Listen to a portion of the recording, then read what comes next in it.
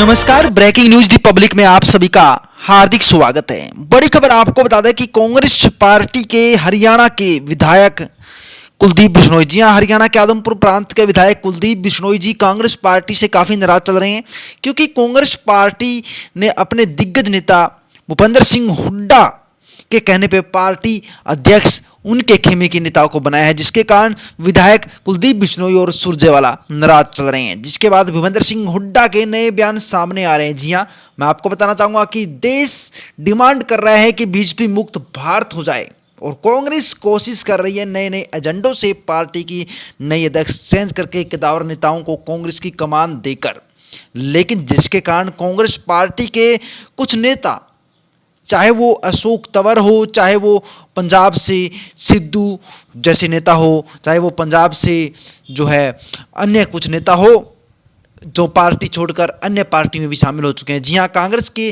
पंजाब से नेता सिद्धू जो क्रिकेटर भी थे, जो कॉमेडियन भी है, कांग्रेस पार्टी को अलविदा कह चुके हैं। और वहीं पर हरियाणा के अंदर भी कुछ नेता नाराज चल रहे हैं, जिनमें रणदीप सुरजेवाला और आदमपुर से विधायक कुलदीप बिश्नोई का नाम सामने आ रहा है। जी हाँ, क्या ऐसे में बीजेपी मुक्त भारत बना पाएगी कांग्रेस? ये बहुत बड़ा सवाल है। इस सवाल का जवाब आप कमेंट सेक्शन में भी दे सकते हैं। भूपेंद्र सिंह हुड्डा ने क्या कहा, मैं आपको बता दूं। उन्होंने कहा कि रणदीप सुरजेवाला को राजस्थान भेजने के पीछे मेरा हाथ नहीं है, पार्टी ने फैसला लिया। आपको बता दें कि कुमारी शैलजा को टिकट न देने के पीछे भी उनका हाथ नहीं है। आपको बता दें कि सुरजेवाला को राजस्थान भेजने के पीछे भी उनका हाथ नहीं है। राज्यसभा उम्मीदवारों के नाम बताना पार्टी अध्यक्ष का विशेषाधिकार है। इसके साथ ही उन्होंने कहा कि हमें विश्वास है कि कांग्रेस उम्मीदवार अजय मांगन चुनाव जीतेंगे। कांग्रेस के पास चुनाव जीतने की ताकत है, 31 वोटों की आवश्यकता है और हमारे पास उतने ही विधायक है, वह एक सीट बीजेपी को भी जाएगी। जब उनसे पूछा गया कि क्या जेजेपी विधायक या निर्दलीय उनके संपर्क में है, तो उन्होंने कहा कि हम उनसे बात क्या करें, क्योंकि मुझे इसकी कोई ज़रूरत नहीं है।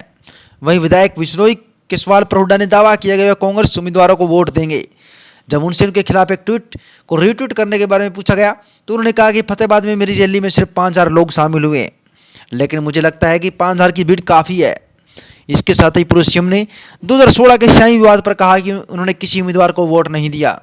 दूसरों के वोट के बारे में मुझे नहीं पता कि कलम किसने बदली। ये पूछे जाने पर कि क्या उन्होंने हरियाणा से G20 तरी नेता गुलाम नबी आज़ाद की उम्मीदवारी को आगे बढ़ाया, इस सवाल पर उन्होंने कहा कि आज़ाद एक अनुभवी नेता है। उन्होंने मुझसे राज्यसभा के नामांकन के बारे में कभी बात नहीं की। वह जानते थे कि सोनिया गांधी का फैसला लेना है और फैसला अहम है।